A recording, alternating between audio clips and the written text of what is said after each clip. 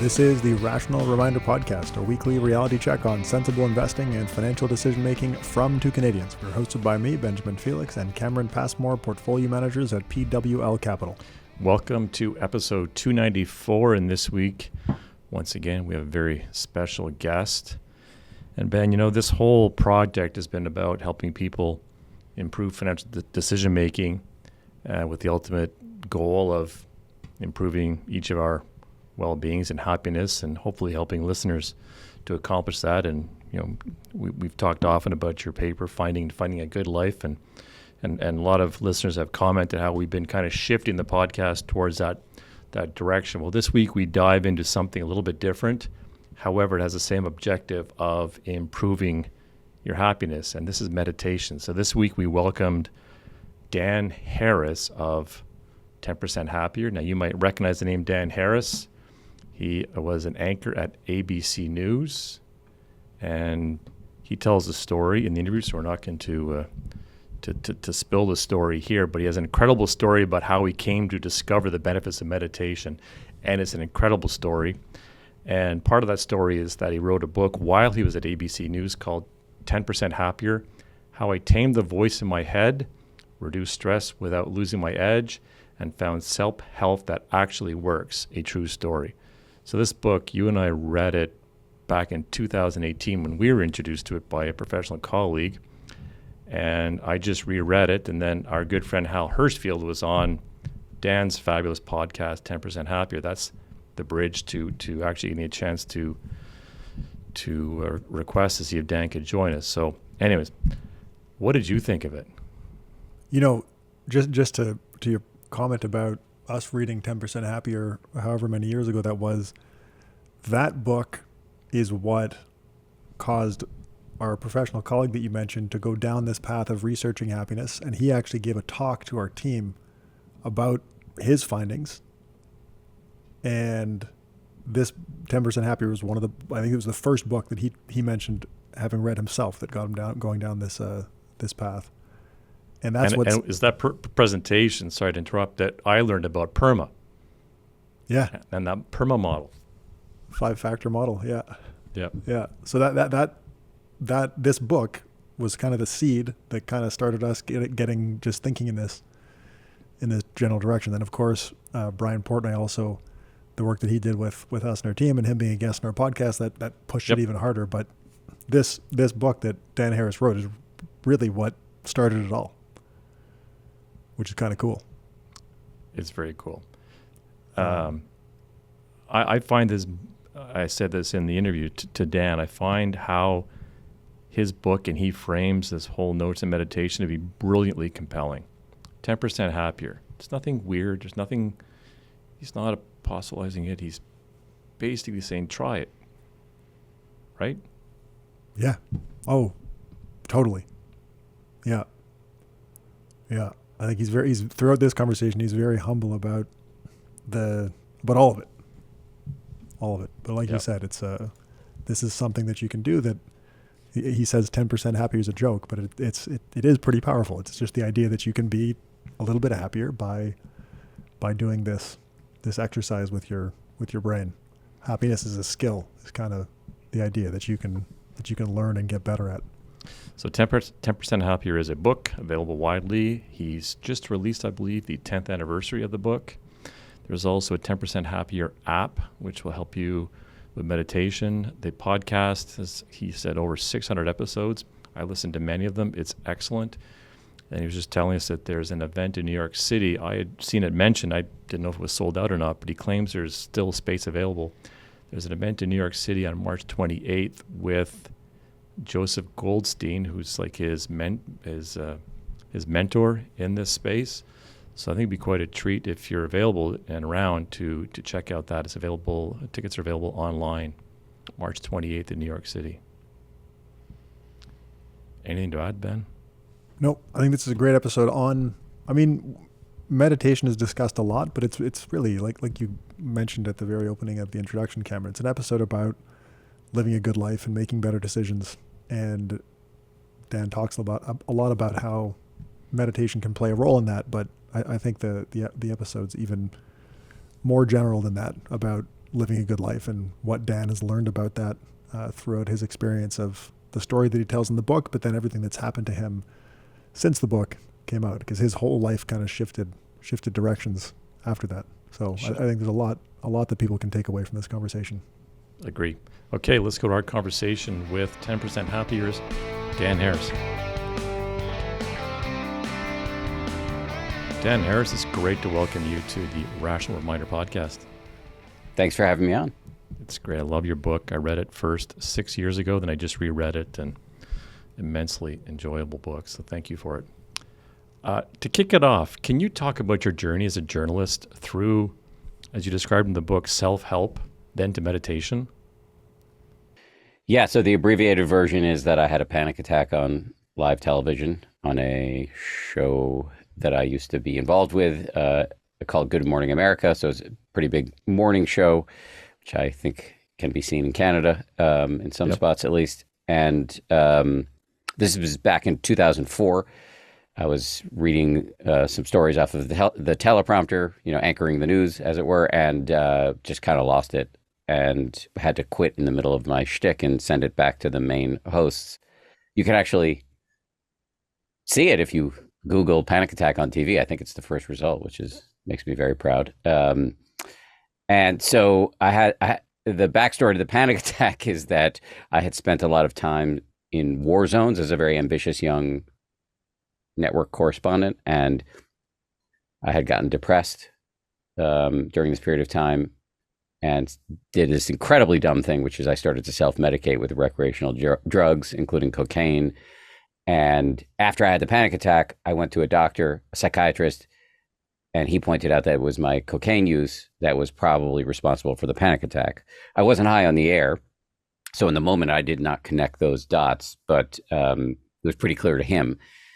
So that was the first big change for me in my life. I stopped doing drugs. I started seeing the shrink. And then through my relationship with the psychiatrist, and actually through some odd work assignments that put me in the faith and spirituality realm, I ended up stumbling across meditation. So this was back in like 2008, 2009, before it got cool in its latest hype cycle.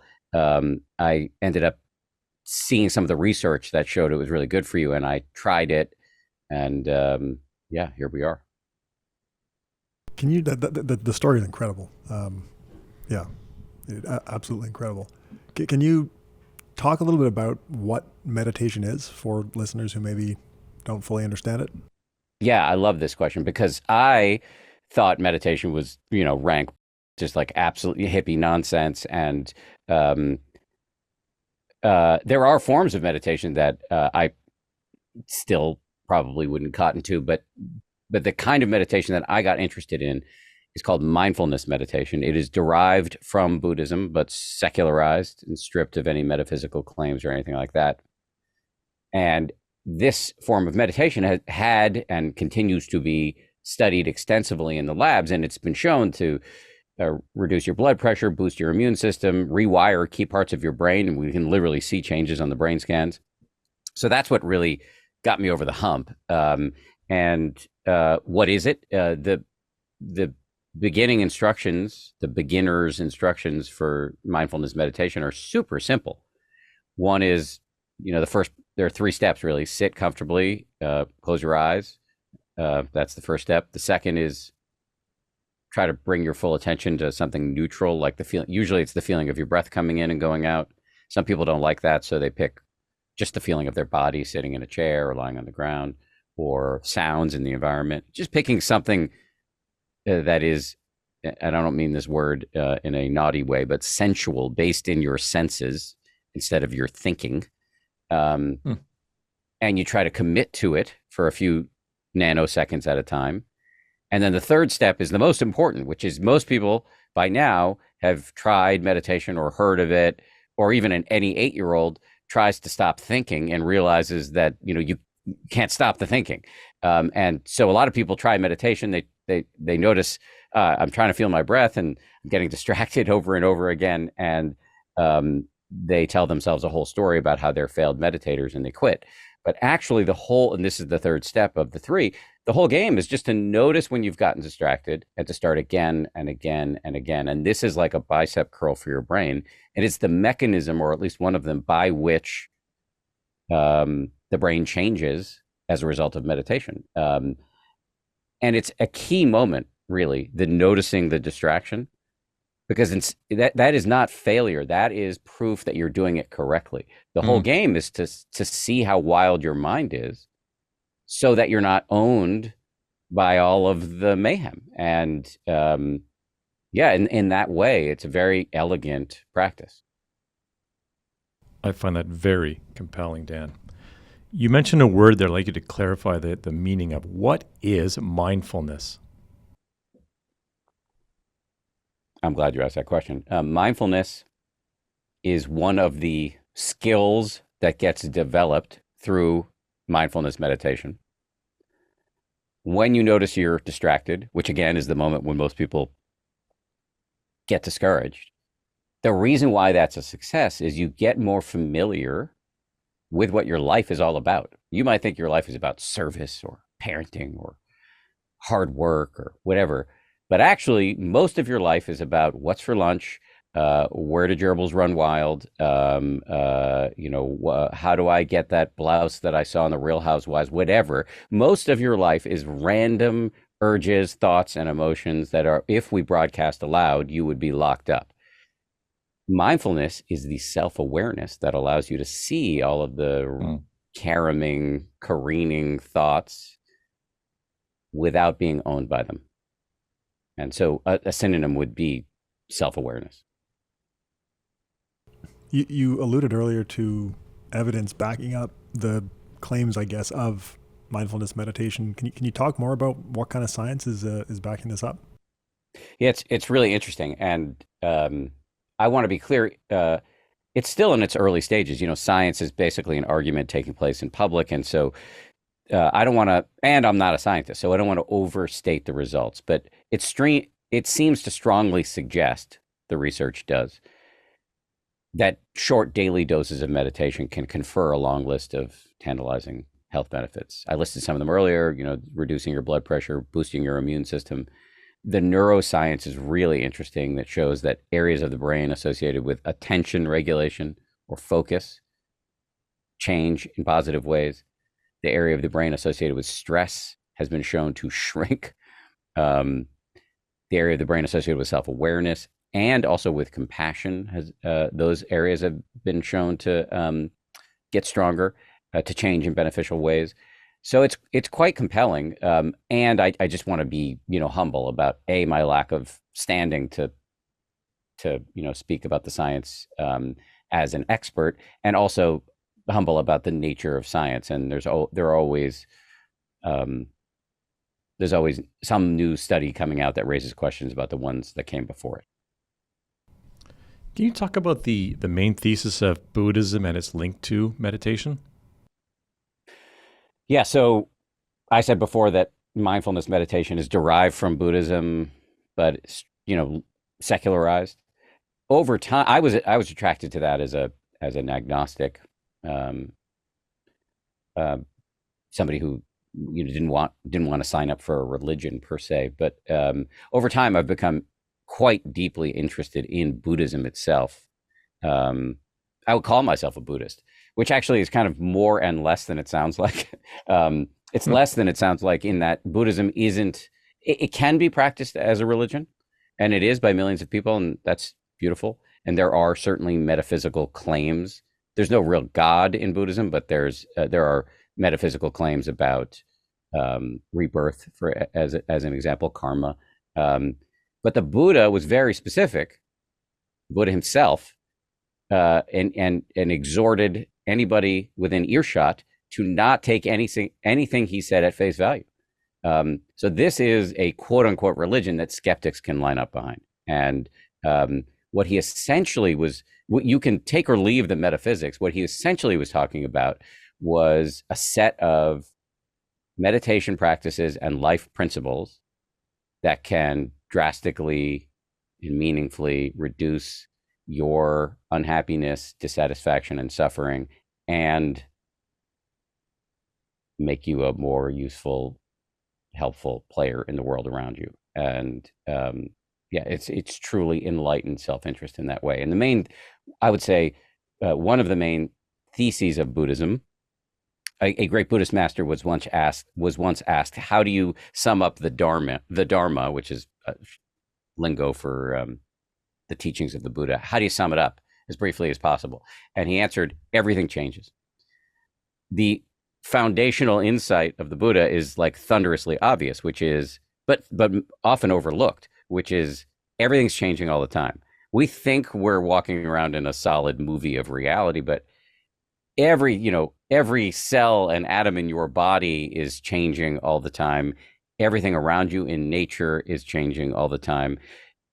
Your nature is changing all the time, depending on who you're in contact with, what your age is, what your employment status is, what your balance sheet might look like. Everything is changing with extraordinary rapidity. And if you are clinging too tightly to anything in a world where incessant change is the non-negotiable chief law of existence, then you're going to suffer. Wow. And the Dharma just goes from there. That's I don't want to overstate my expertise in Buddhism either, but that's my beginner's understanding as somebody who's practiced it, a non-trivial amount. You've talked about a lot of the effects of meditation. If you were to define the benefit concisely, how would you define the benefits of meditation? Of meditation specifically, I would say there are three for me. One is an increased sense of calm, just the act of taking yourself out of the daily traffic for a few minutes at a time.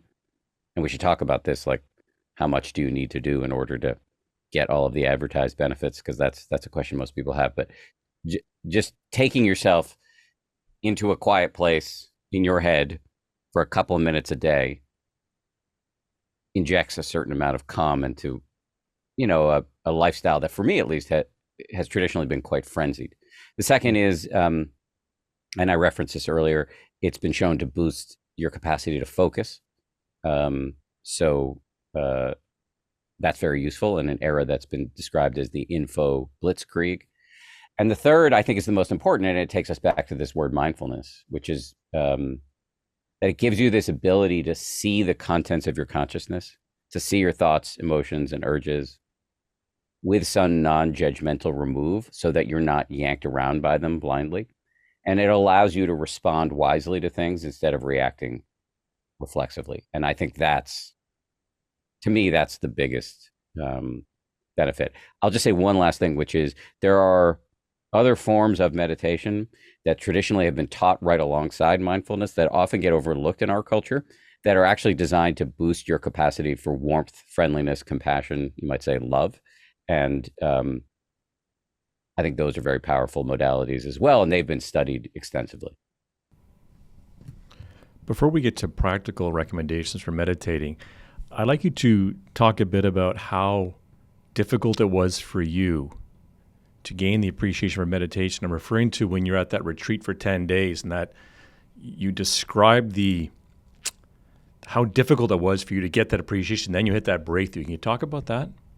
Yeah. So I want to just be clear. I did the chapter in my book that most people ask me about, or that I get asked about the most, is a sort of blow by blow account of my first silent meditation retreat. It was a 10-day. I think I referred to it as a Zen death march. And you don't need to do this if you're interested in meditation. I had a book that I wanted to write, and I needed something to write about, so I went on a meditation retreat. But this is you can exercise without doing an Ironman, and you can meditate without doing a 10-day meditation retreat. So I don't want anybody to get discouraged or intimidated here. So I went on this retreat.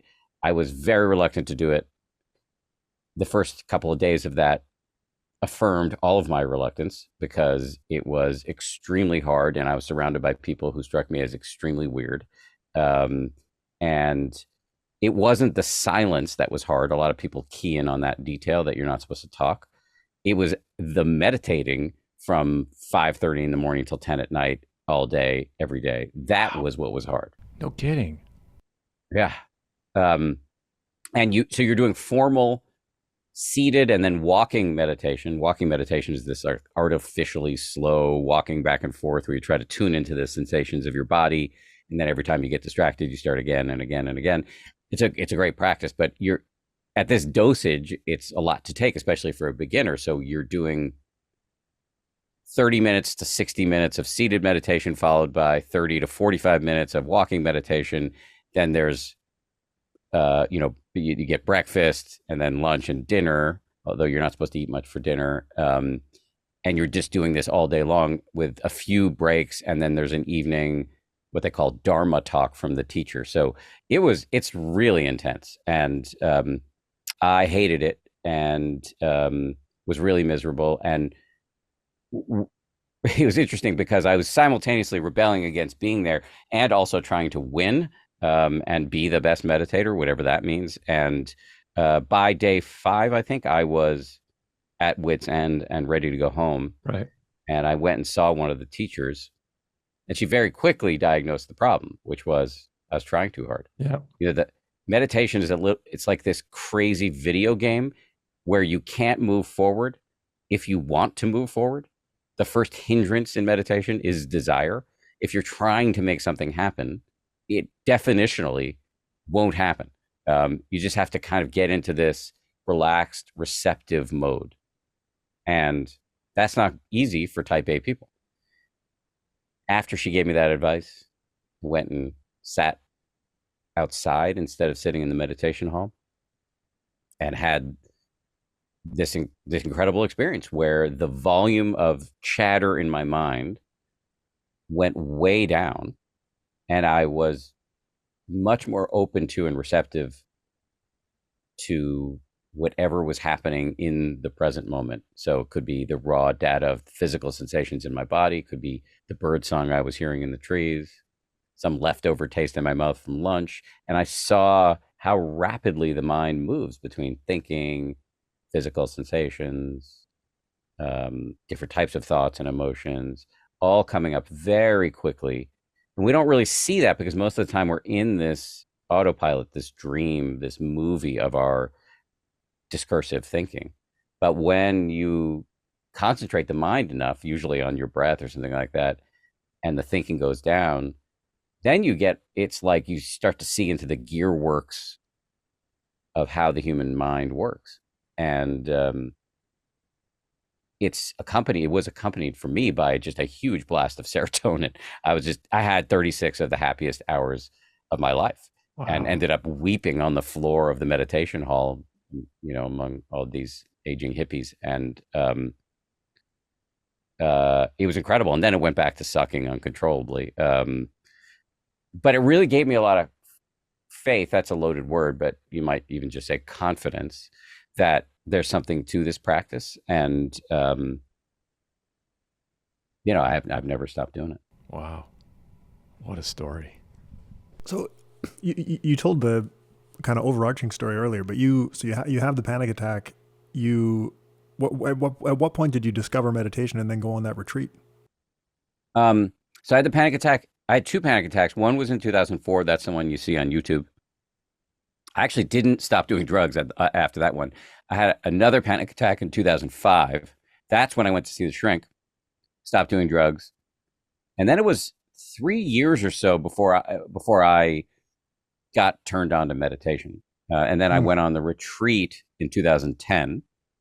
And then I wrote the book, came out in 2014. So I think I started meditating in 2009.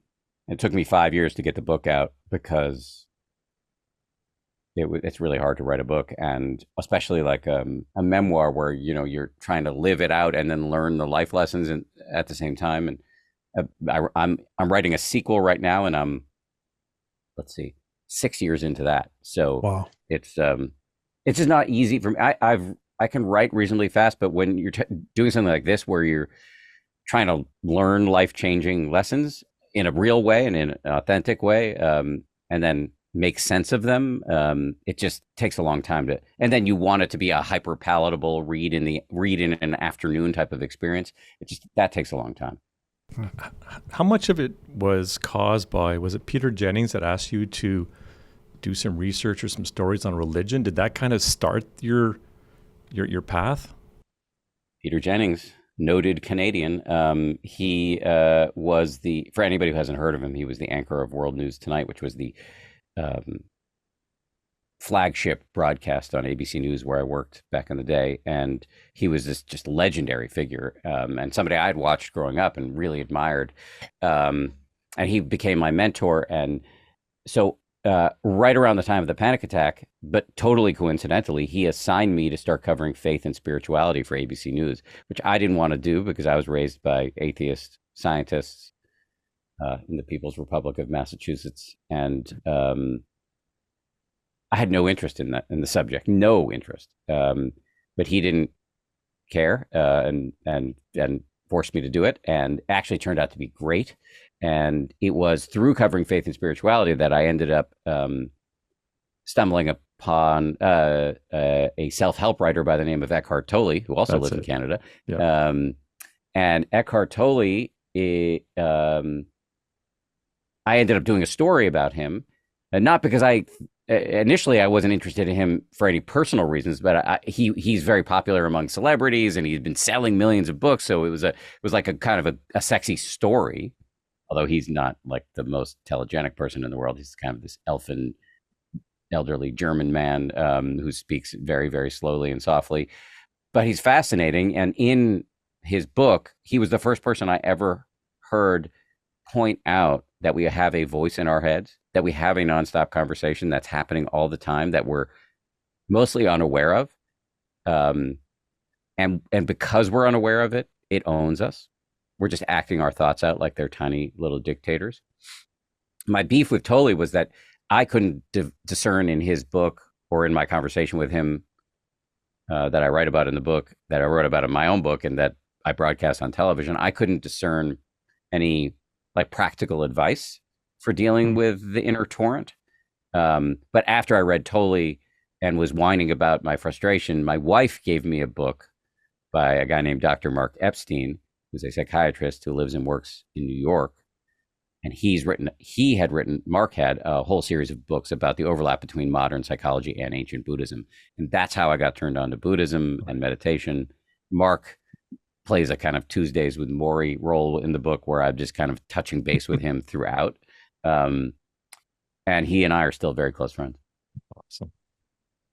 Okay, so you did this retreat where you had the kind of breakthrough. How would you recommend someone who wants to start meditation get started? I definitely would recommend not starting with a 10-day silent meditation retreat. I mean, I actually know people who have started that way. Wow. And it's a rough ride. But I mean, yeah, so you can do it that way, but I want to be clear that it's what we know about the science of habit formation is that it appears that the best route for a human to take if you want to adopt a habit is to start very small. And so I often recommend that people shoot to start with like a minute or 2 or 3 of meditation on a daily-ish basis. So to really create some room to mess it up, some elasticity, because it is so hard to create habits. I mean, there's some data showing that some gigantic percentage of people who make New Year's resolutions have bailed on them by February. So that's just indicative of how hard this is. And so given how hard it is, you want to have a sense of exploration and flexibility, maybe a sense of humor as you're doing this. So my little slogans are 1 minute counts, daily-ish. That's a great way to start. How long do you think it takes for that habit to stick? This is completely unscientific. My personal observation is generally about a month. Generally about a month before people get a sense of, oh, I can see the value for me. This is not like physical exercise where the feedback is immediate. Well, you get some feedback in that, like, it's uncomfortable to do. It feels hard, but the benefits or the proof that something's happening, like sweating or hyperventilating, that you get from exercise is unlikely to happen immediately in meditation. And if that happens in meditation, something is probably awry. So it takes some faith. It's to say, all right, I'm going to do this thing. The science pretty strongly indicates that it's going to be good for me. I'm going to do this thing. Let's do it for a month. I don't know anybody who's done it for a month and come back to me and said, no, this is. I think after a month, you'll get a sense of the benefit. The habit part of it is harder because habits, you can make them and then fall off the wagon. And I think you just need to give yourself permission to be messy. And life happens, and your practice might fade for a while, but nothing's been lost. You can start again. Do you think there's a best time of a day to meditate? I don't. Some people will say you should do it in the morning, but if you're not a morning person, that's going to make it even harder. And given how hard it is to start a habit, I don't want you, cutting against the grain. I think you should experiment, get a sense of what time of day works for you. One habit hack is it's called piggybacking, and this comes out of the literature around human behavior change. Is that if you've got an existing habit, brushing your teeth, for example, you can piggyback a new habit on top of it. So brushing your teeth can become a cue for, I'm going to do 2 minutes of meditation before or after. Exercise, if you've got an exercise habit up and running, maybe you tack on 2 minutes of meditation at the end of that. So that's one little hack. So you recently interviewed on your podcast our good friend Hal Hershfield. So that's the inspiration for this question, because you also wrote about how your brain is fixated on the past and the future to the detriment of the here and now. Now, in our world, we find that many people, like we're financial advisors, in our world, many people spend much of their time and money in the today at the expense of the future. Do you have any sense of how meditation can help with that?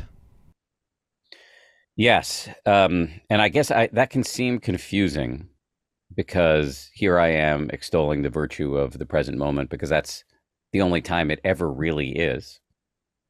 But that doesn't mean you should be reckless and spend all of your money right now like you're going to die tomorrow, or like do a bunch of drugs because there's no consequences, or, so I think hopefully people can hold these two ideas in their head at the same time. Where I think meditation might be useful in terms of having a better relationship with your future self, which is what Hal Hershfield talks about. Yes. His whole idea is that if you can create a relationship, and that might seem like a weird concept, to create a relationship with the future version of you, then you're more likely to make investments now that will pay off for that future version of you. Exercise, saving your money. And what mindfulness meditation can do for you is to help you with impulse control. You can see, I have this desire to eat a whole sleeve of Oreos, or to say something that's going to ruin the next 48 hours of my marriage, or buy this thing online that's unreasonably expensive and I have no need for. And you might learn to watch those urges arise and pass. And so I think, even though there's a way to frame this question that makes it seem like these ideas are diametrically opposed, I don't think they are. Love it. In the book, you refer to the comparing mind and the wanting mind. How do you think meditation can help with social comparison and conspicuous consumption? Two huge problems.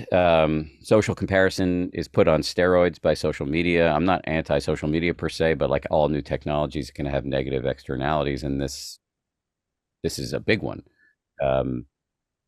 Comparing mind, it's kind of a Buddhist term of art, but it's that state of mind we get into when we think our lives suck because we don't have what our neighbor has, or what the influencer who's currently on our scroll has. And it's a really painful state of mind. I think meditation is useful because it gives you self-awareness. You don't want to be stuck in a painful state of mind, unaware that you're in it, and then acting out of it. So to be able to notice, oh yeah, this pain, this miasmatic ambient suffering that I'm in right now is because I'm on hour 3 of looking at the abs of some influencer, and that this is, a ridiculous way to spend my time, and that's why I'm unhappy right now. I don't need to go on some extreme unhealthy diet. I don't need to kick the dog. I don't need to binge eat out of some perverse self-soothing impulse. And the same with consumption. I mean, eating is a form of consumption. By the way, I'm very pro eating and very anti trying to wrench your body into a certain shape. I don't think that's wise. But we can take any healthy form of consumption and turn it into something unhealthy, whether it's that involves money or food or alcohol or drugs or whatever it is. I think there are healthy levels of consumption and then unhealthy levels of consumption. And often we tip into the latter because of mindlessness. We don't know that we've got some painful mind state going on that we're trying to self-soothe. I was interviewing somebody on my podcast just yesterday. We haven't posted it yet, but the interview was just yesterday. Emma Seppala, she's a Yale professor. She's an expert in happiness, and she was talking about the fact that the average human basically gets no education in emotional regulation. We are swamped by emotions all the time. It's just a non-negotiable part of being alive. We have emotions, but we're not taught how to deal with them, and so we end up in we're mindlessly behaving in ways to compensate for or soothe these emotions, and it gets us into a lot of trouble. I have to ask you, how is your personal meditation practice, and has it influenced your financial decision making? For me, one of my Achilles heels, psychologically speaking, is fear and anxiety around money. I think there's some, I'm pretty sure as I tell the story, I think it'll make it quite clear that this is, I don't think armchair psychology. I think there's some inherited trauma here. Half my family is Russian Jews who came to the United States in the early 1900s, escaping the pogroms. And one of these characters is a guy named Arthur Leibovitz. He comes to the United States in his teens or early 20s, somehow escapes the Russian pogroms, and this is not the most welcoming environment. And he changes he's a real hustler. He changes his last name to Lebau, I think because it sounded French. And he engages in a bunch of failed businesses. He has a grocery store, ultimately becomes a bail bondsman and a crook. And he's putting up his friends' and relatives' homes as collateral for these bail bonds. And he does this for a notorious con man who then jumps the bond. He goes on the lam. The FBI investigates. And my great-grandfather, Arthur Lebau, knows he's about to lose all of his money and freedom, and kills himself in the family kitchen by putting his head in the oven. There are newspaper articles about this guy. And as a kind of a graphic story to say that it helps me understand why I, as somebody who, I have plenty of money, but it is a huge source of anxiety for me still. And I find myself irrationally making these mental movies about how I'm going to lose everything.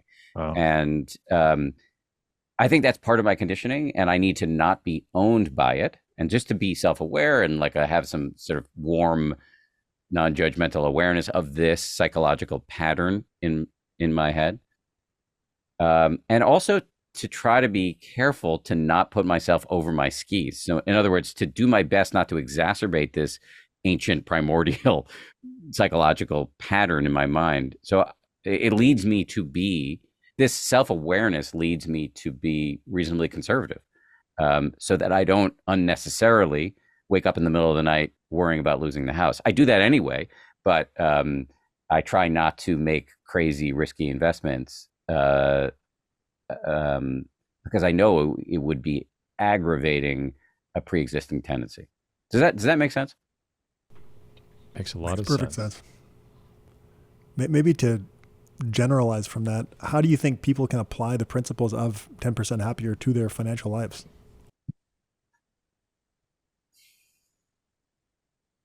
There are some great experts I would recommend. One name that's coming to mind, well, it's not coming to mind. It will come to mind as soon as I no longer need it. There is a Spencer Sherman is his name, and he's a Buddhist wealth management advisor. He's a Buddhist financial advisor, and he's way better at this than I am. But I really do think it's about learning through meditation to supplely manage your emotions so that you're not making rash decisions. I have all sorts of complex, stormy emotions around fear and anxiety around money.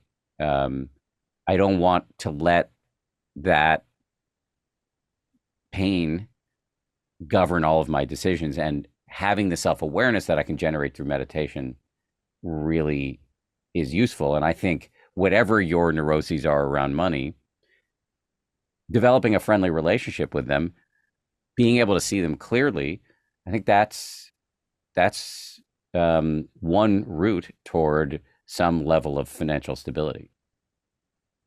That is also, I would say for lay people like me, don't, just listen to your financial advisors. Save regularly and harness the power of dollar cost averaging, and don't look at your balance sheet too often. That's personally what I do, because I know what's going to help me stay steady. Well, that's where I was going to go. That's so fascinating, Dan, because those are great ideas to help the investor. I'm wondering about the benefit of mindfulness and meditation for the advisor to better help the client. One of the things that I think happens through meditation is that the more visibility you get into your neuroses, and we all have them, right? The more comfortable you can get with your own, in my experience, that inexorably leads to more empathy for everybody else's baggage. And I have to imagine that would be very useful when dealing with people on this very sensitive subject, because I would imagine, I'm not a financial advisor, and that's a good thing because my math skills are terrible. But I would imagine you're seeing people in dysregulated states because this is sensitive stuff.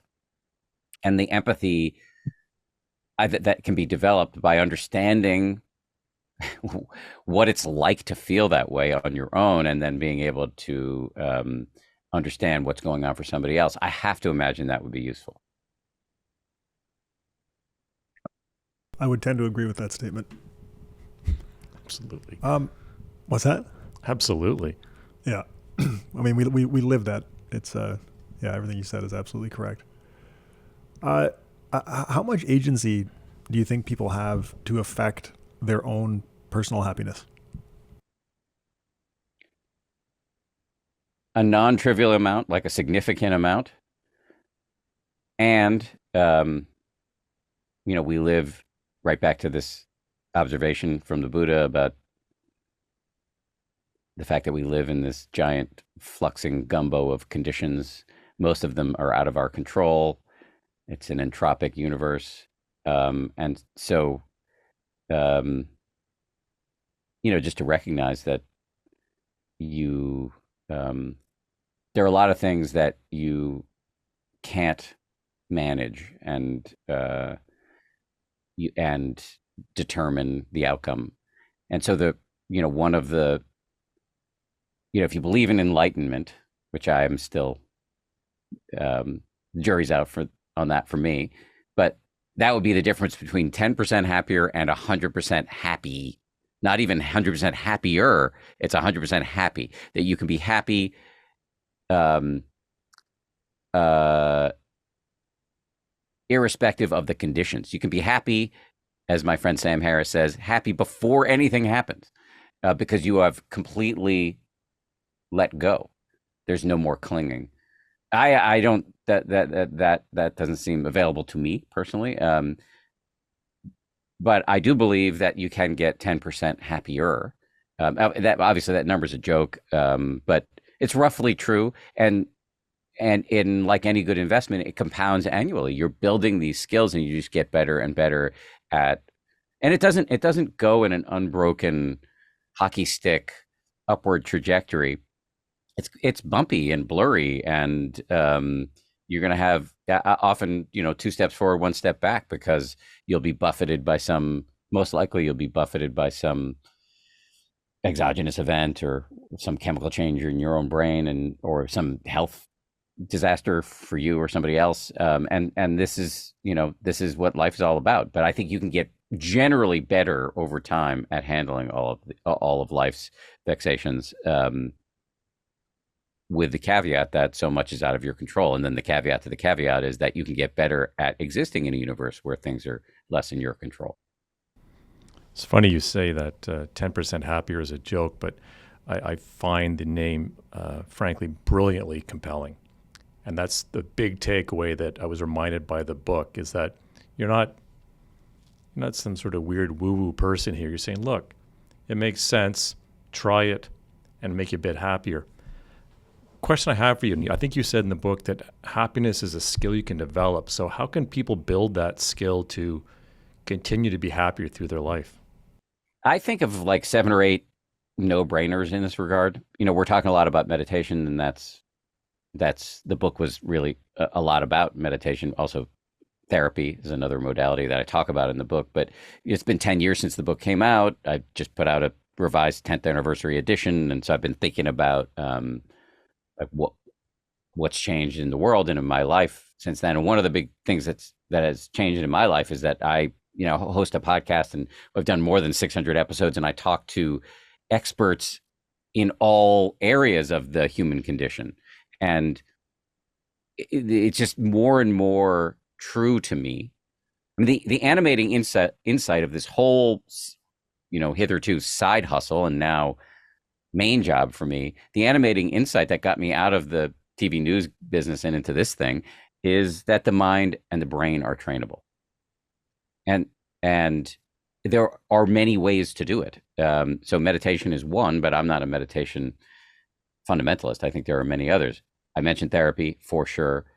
Nature has been shown to have a lot of impacts on your happiness. Absolutely. Sleep is a huge one. I think of that as kind of like the apex predator of healthy habits. If you're not getting enough sleep, like nothing else works. Diet is huge, but with the caveat that you don't want to get too crazy about that, because that's an area where you can do a lot of unhealthy suffering. Exercise, same caveat. And then I would say the most important variable, and this is a data-backed assertion I'm about to make, and it's interesting because I talk about this a lot, and this is kind of the thesis of my next book. We live in an era of optimization. Everybody's like, not everybody, but a lot of people are tracking their sleep numbers and counting their calories and trying to achieve ketosis. And it, it's this very compulsive era that we're living in, where people are trying to improve their health in ways that I think kind of speak to the anxiety of the age, because this is like the thing we can control in a world where everything seems really scary. Right. But anyway, if we're in this mode of optimizing, what the data show is the most important variable is not sleep, exercise, diet.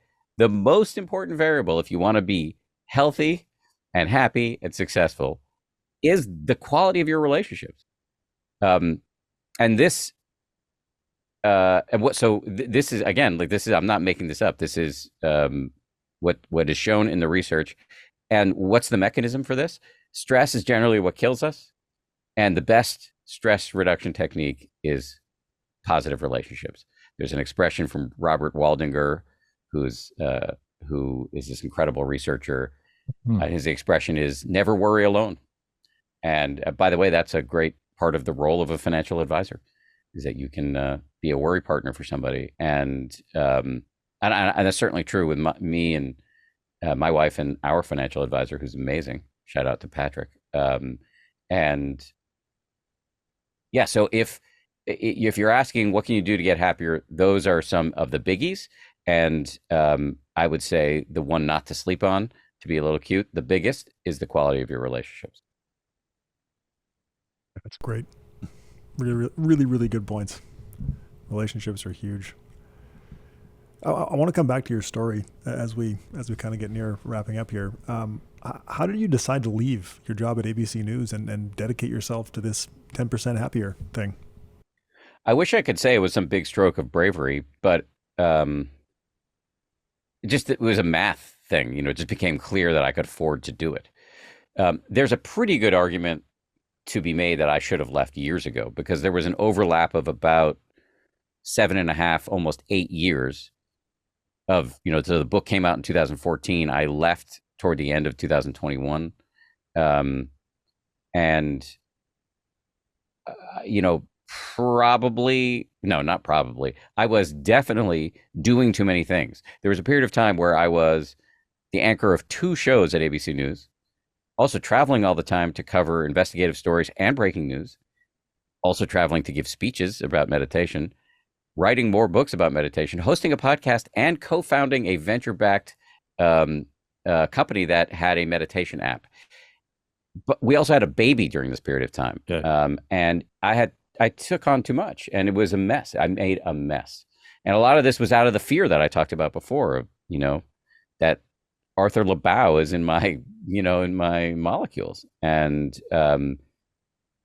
so I finally got my together and left in 2021. ABC News, Disney, they were really gracious about it. It was very unusual for somebody to come and say, can you just let me out of my contract midway through? But they were cool about it. And it's made my life. There are aspects of being on the news that I really miss. Chief among them, my colleagues. I'm still very close with people I used to work with. But to open my calendar day to day and see that, first of all, I have total control over it. I'm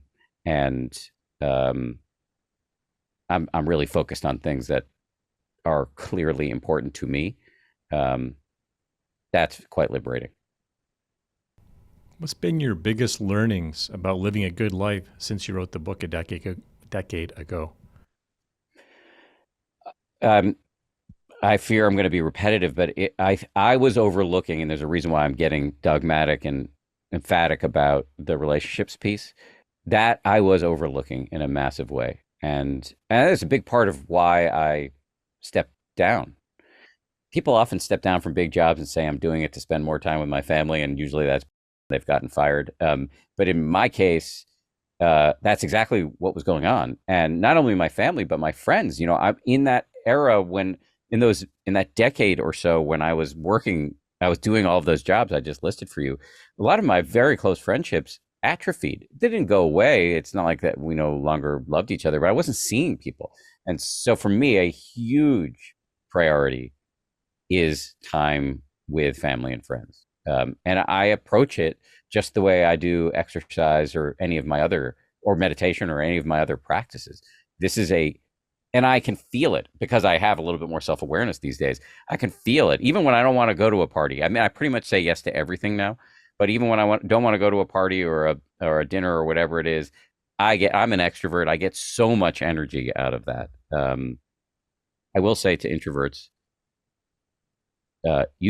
you still need human contact, just less. You mentioned the 600 or so podcast episodes that you've done.